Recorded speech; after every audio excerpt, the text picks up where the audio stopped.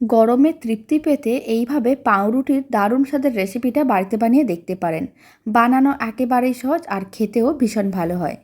নমস্কার, আমি রুমি। আপনাদের সবাইকে আবারও একটা দারুণ স্বাদের রেসিপিতে স্বাগত। প্রথমে আমি এখানে 4 পিস পাউরুটি নিয়েছি। এবার আমি কড়াইয়ের মধ্যে 4 পিস পাউরুটি দিয়ে দিলাম আর দিয়ে দিচ্ছি হাফ লিটার দুধ। ফ্লেমটা লোতেই আছে। খুব ভালো করে এইভাবে পাউরুটিগুলো দুধের মধ্যে মিশিয়ে নিতে হবে। আর আমি দিয়ে দিলাম 100 গ্রাম চিনি, 50 গ্রাম গুঁড়ো দুধ। সমস্ত কিছু একসঙ্গে খুব ভালো করে মিশিয়ে নিতে হবে আর মিশ্রণটাকে নাড়াচাড়া করে একটু ঘন করতে হবে।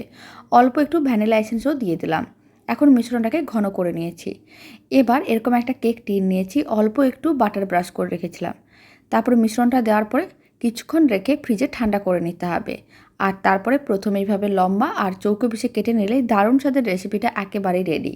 খেতে ভীষণ ভালো হয়, বাড়িতে বানিয়ে দেখতে পারেন। আশা করি আপনাদেরও বেশ ভালো লাগবে।